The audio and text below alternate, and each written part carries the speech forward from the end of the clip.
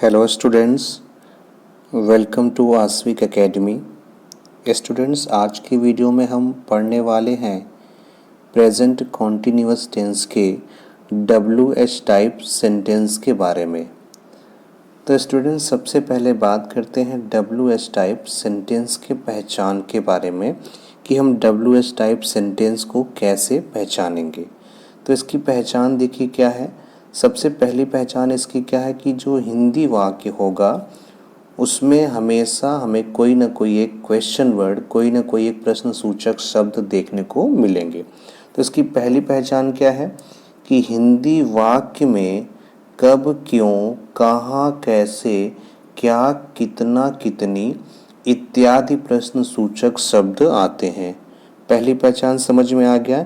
यानी कि जो हिंदी वाक्य होगा उसमें हमेशा कोई ना कोई एक प्रश्न सूचक शब्द देखने को मिलेगा। जैसे उसमें कब, क्यों, कहाँ, कैसे, कितना, कितनी इस तरीके के शब्द देखने को मिलते हैं। पहली पहचान समझ में आ गया।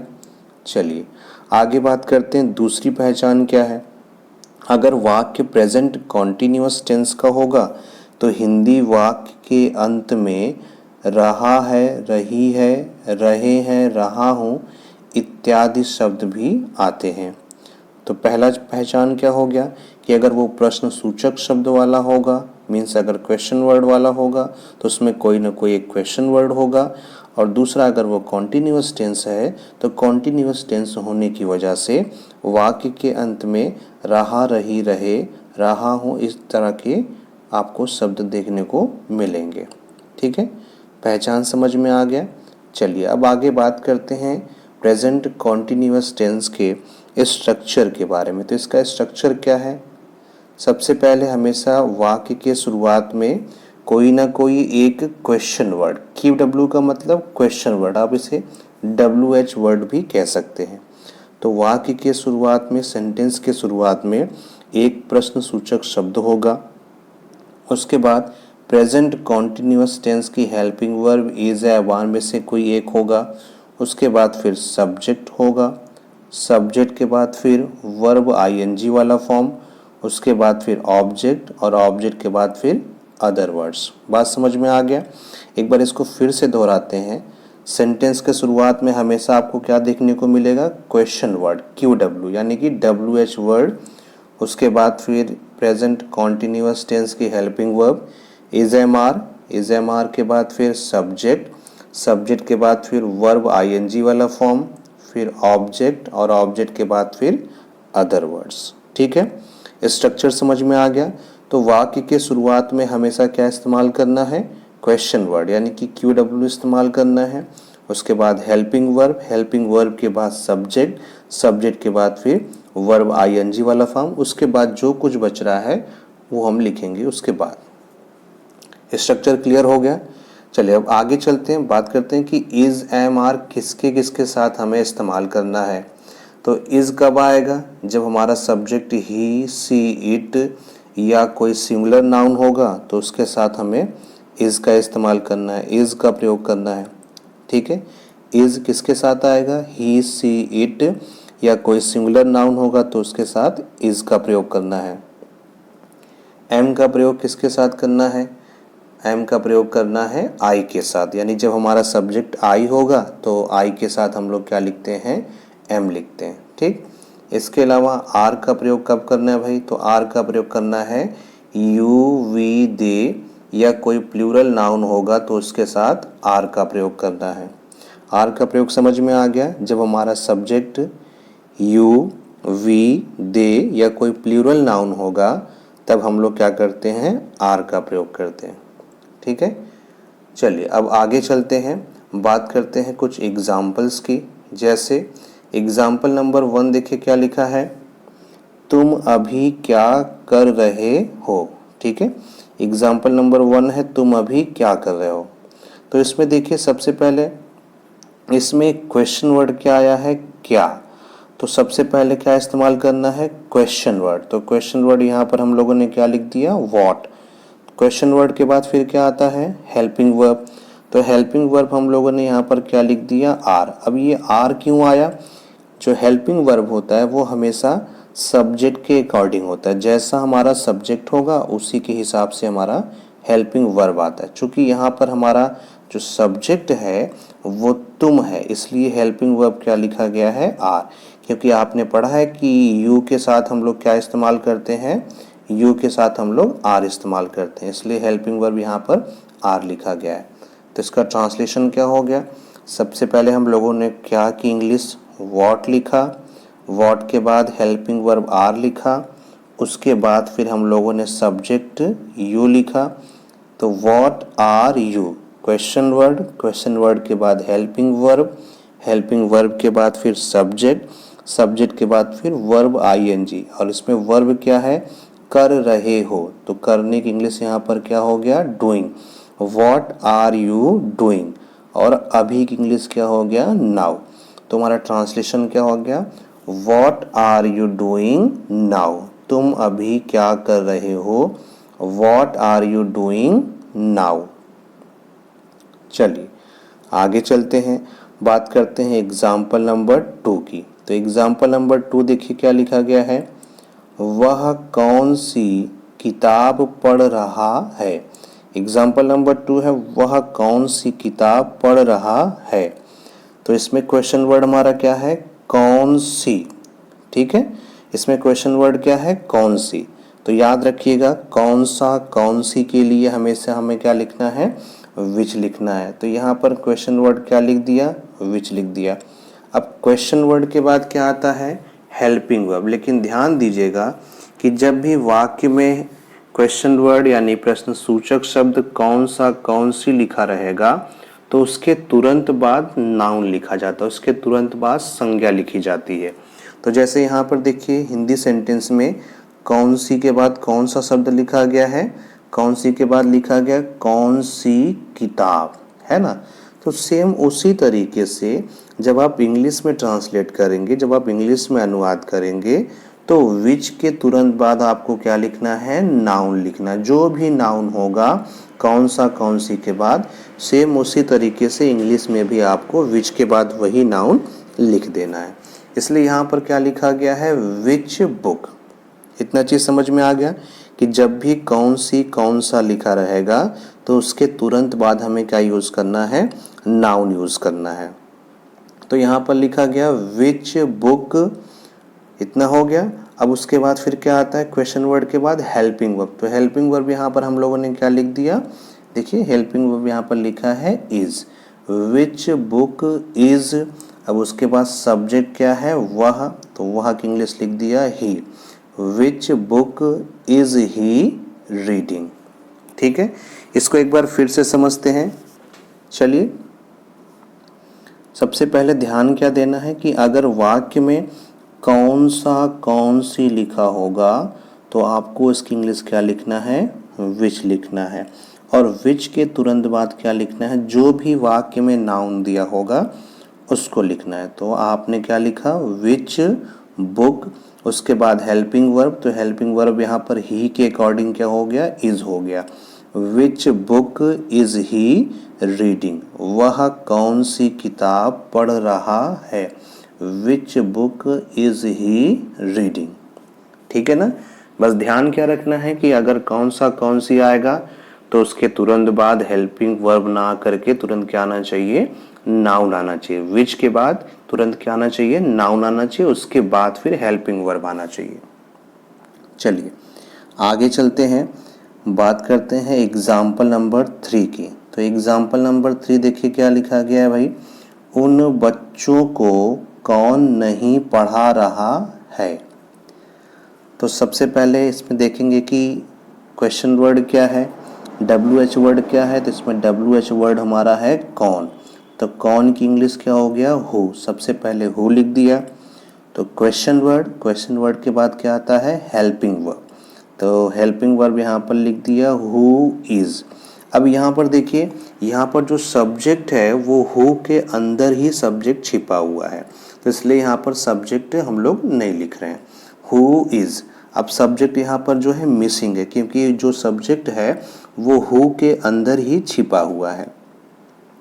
तो सब्जेक्ट हो गया हमारा। अब सब्जेक्ट के बाद फिर क्या आता है, मेन वर्ब में आईएनजी, लेकिन यहाँ पर देखिए निगेटिव है नॉट, तो नॉट को कहाँ पर लिखना है, मेन वर्ब के पहले लिखना है। बात समझ में आ गया? तो आपने लिखा हु इज नॉट टीचिंग, उन बच्चों को कौन नहीं पढ़ा रहा है, who is not teaching those children. आपको बस ध्यान क्या रखना है कि सबसे पहले हमें क्या इस्तेमाल करना है भाई, क्यू डब्लू, ठीक है ना। सबसे पहले क्या इस्तेमाल करना है, क्यू डब्लू के बाद आना चाहिए हेल्पिंग वर्ब, हेल्पिंग वर्ब के बाद अगर सेंटेंस के अंदर सब्जेक्ट है तो सब्जेक्ट, और अगर सब्जेक्ट नहीं है तो आपको बस क्या लिख देना है, सीधे वर्ब आईएनजी वाला फॉर्म लिख देना है। और इस वाले वाक्य में देखिए हु जो लिखा गया है, इसी क्वेश्चन वर्ड में ही हमारा सब्जेक्ट छिपा हुआ है, ठीक है। और अगर वाक्य में कहीं पर नॉट का इस्तेमाल होता है, नहीं का इस्तेमाल होता है, तो नॉट हमेशा कहाँ पर आपको लिखना है, मेन वर्ब यानी कि वर्ब आईएनजी वाला जो फॉर्म होगा उसके पहले लिखना है। इतना याद रखेंगे कि नॉट को कहाँ पे लिखना है, वर्ब के पहले। तो सेंटेंस नंबर 3 का ट्रांसलेशन क्या हो जाएगा, उन बच्चों को कौन नहीं पढ़ा रहा है, who is not teaching those children. समझ में आ गया? चलिए आगे चलते हैं, बात करते हैं एग्जाम्पल नंबर 4 की। तो एग्जाम्पल नंबर 4 देखिए क्या लिखा है, वह आज कहाँ जा रही है। तो सबसे पहले इसमें क्वेश्चन वर्ड देखिए क्या है, क्वेश्चन वर्ड यहाँ पर लिखा गया है कहाँ, तो कहाँ की इंग्लिश हम लोगों ने क्या लिख दिया, वेयर। अब क्वेश्चन वर्ड के बाद यानी कि WH वर्ड के बाद क्या आता है, हेल्पिंग वर्ब। तो यहाँ पर वह के हिसाब से हेल्पिंग वर्ब क्या हो गया, इज। वेयर इज, अब सब्जेक्ट क्या लिख दिया, शी, वेयर इज शी। फिर उसके बाद क्या हो जाएगा, मेन वर्ब यानी कि गोइंग। उसके बाद आज की इंग्लिश हो गया टुडे। तो हमारा ट्रांसलेशन क्या हो गया, where is she going today, वह आज कहाँ जा रही है। एक बार इसको फिर से समझते हैं। सबसे पहले हम लोगों ने क्या इस्तेमाल किया, क्वेश्चन वर्ड, क्वेश्चन वर्ड यानी कि कहाँ की इंग्लिश, वेयर। क्वेश्चन वर्ड के बाद फिर क्या इस्तेमाल किया, हेल्पिंग वर्ब इज के बाद फिर सब्जेक्ट सी के बाद फिर वर्ब आईएनजी वाला फॉर्म यानी कि गोइंग, और उसके बाद फिर आज की इंग्लिश टुडे यानी कि where is she going today, वह आज कहाँ जा रही है। चलिए आगे चलते हैं, बात करते हैं एग्जाम्पल नंबर 5 की। तो एग्जाम्पल नंबर 5 देखिए क्या लिखा है, तुम्हारा दोस्त तुम्हें क्यों बुला रहा है। तो इसमें सबसे पहले क्या निकालना है हमें, क्वेश्चन वर्ड। तो क्वेश्चन वर्ड यहाँ पर क्या लिखा गया है, क्यों। तो क्यों की इंग्लिश क्या लिख दिया, वाई। अब क्वेश्चन वर्ड के बाद फिर क्या आता है भाई, हेल्पिंग वर्ब। तो हेल्पिंग वर्ब किसके अकॉर्डिंग होता है, सब्जेक्ट। और यहाँ पर सब्जेक्ट क्या है, तुम्हारा दोस्त। तो तुम्हारा दोस्त सिंगुलर नंबर है, एक वचन है, इसलिए यहाँ पर हेल्पिंग वर्ब क्या यूज किया गया है, इज। वाई इज, फिर सब्जेक्ट हो गया योर फ्रेंड। तो सबसे पहले क्या इस्तेमाल किया हम लोगों ने, क्वेश्चन वर्ड यानी क्यों की इंग्लिश क्या लिखा, वाई। क्वेश्चन वर्ड के बाद फिर क्या आया, हेल्पिंग वर्ब इज ही क्यों आया, क्योंकि यहाँ पर जो तुम्हारा दोस्त शब्द है ये दोस्त एक वचन है, इसलिए यहाँ पर लिखा वाई इज योर फ्रेंड, ठीक है। क्वेश्चन वर्ड के बाद हेल्पिंग वर्ब के बाद फिर सब्जेक्ट। अब सब्जेक्ट के बाद फिर क्या आता है, वर्ब आईएनजी वाला फॉर्म। तो इसमें वर्ब क्या है, बुलाना। तो बुलाने की इंग्लिश क्या हो गया भाई, calling. Why is your friend calling you, किसको बुला रहा है, तुम्हें। तो तुम्हें की इंग्लिश क्या लिख दिया, यू। तो हमारा ट्रांसलेशन क्या हो गया, why is your friend calling you, तुम्हारा दोस्त तुम्हें क्यों बुला रहा है। Why is your friend calling you, ठीक है। चलिए आगे चलते हैं, बात करते हैं एग्जाम्पल नंबर 6 की। एग्जाम्पल नंबर 6 देखिए क्या लिखा है, वे बाजार कब जा रहे हैं। एग्जाम्पल नंबर 6 है, वे बाजार कब जा रहे हैं। तो इसमें क्वेश्चन वर्ड हमारा क्या है, प्रश्न सूचक शब्द क्या है, कब। तो कब की इंग्लिश क्या लिख दिया भाई, व्हेन। क्वेश्चन वर्ड हो गया, WH वर्ड हो गया, ठीक है। तो WH वर्ड के बाद क्या आता है, क्वेश्चन वर्ड के बाद क्या आता है, हेल्पिंग वर्ब। तो हेल्पिंग वर्ब किसके अकॉर्डिंग होता है, सब्जेक्ट। और यहाँ पर हमारा सब्जेक्ट क्या है, वे। तो वे यानी कि दे के साथ हेल्पिंग वर्ब क्या लिखते हैं, आर। व्हेन आर दे, उसके बाद फिर क्या आता है, वर्ब ING वाला फॉर्म। तो जाने की इंग्लिश क्या हो गया, going. When are they going, कहाँ जा रहे हैं, तो कह रहा मार्केट, तो लिख दिया टू द मार्केट।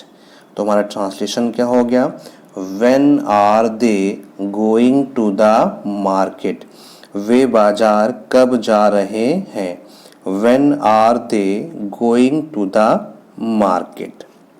चलिए आगे चलते हैं। एग्जाम्पल नंबर 7, एग्जाम्पल नंबर 7 देखिए क्या लिखा है, अमित और अरुण आज फुटबॉल क्यों नहीं खेल रहे हैं। एग्जाम्पल नंबर 7 है, अमित और अरुण आज फुटबॉल क्यों नहीं खेल रहे हैं। तो सबसे पहले क्या हमें लिखना है, क्वेश्चन वर्ड, प्रश्न सूचक शब्द। अब इसमें प्रश्न सूचक शब्द क्या है, क्यों। तो क्यों की इंग्लिश क्या लिखा हम लोगों ने, वाई। अब क्वेश्चन वर्ड के बाद फिर क्या आता है, हेल्पिंग वर्ब। और ध्यान दीजिएगा कि हेल्पिंग वर्ब जो है वो हमेशा सब्जेक्ट के ही अकॉर्डिंग आता है। जैसे इसमें सब्जेक्ट क्या है, अमित और अरुण। तो यहाँ पर जो हमारा सब्जेक्ट है ये प्लूरल हो गया, इसलिए हेल्पिंग वर्ब हम लोगों ने क्या लिखा है, आर। बात समझ में आ रहा है। तो सबसे पहले क्वेश्चन वर्ड, क्वेश्चन वर्ड के बाद फिर हम लोगों ने क्या लिखा, हेल्पिंग वर्ब आर लिखा, ठीक है। उसके बाद फिर क्या लिखा हम लोगों ने, सब्जेक्ट। इसमें सब्जेक्ट क्या है, अमित एंड अरुण, ठीक है। अब देखिए इसमें सेंटेंस के अंदर नॉट भी आ गया, यानी कि नहीं शब्द आया। तो नहीं को आपको यानी नॉट को कहाँ पे लिखना है, इस नॉट को हमेशा लिखना है वर्ब के पहले, यानी जो भी मेन वर्ब होगा उसके पहले हमें नॉट का इस्तेमाल करना है। नॉट का पोजीशन समझ में आ गया कि अगर हिंदी वाक्य में नहीं शब्द लिखा होगा तो नॉट को हमेशा किसके पहले लिखना है, मेन वर्ब के पहले लिखना है, यानी जो मुख्य क्रिया होगी उसी के पहले हमें क्या करना है, नॉट लगाना है, ठीक है। तो हमारा ट्रांसलेशन क्या हो गया, why are Amit and Arun not playing, क्या चीज़ नहीं खेला भाई, फुटबॉल। तो यहाँ पर लिख दिया football. Why are Amit and Arun not playing football today, ठीक है। तो हमारा ट्रांसलेशन क्या हो गया, अमित और अरुण आज फुटबॉल क्यों नहीं खेल रहे हैं। Why are Amit and Arun not playing football today, ठीक। Why are Amit and Arun not playing football today. तो ये था ट्रांसलेशन नंबर 7, ठीक है। तो फ्रेंड्स आज की वीडियो को यहीं पर फिनिश करते हैं। वीडियो पसंद आया तो चैनल को लाइक करिए, सब्सक्राइब करिए। मिलते हैं नेक्स्ट वीडियो में।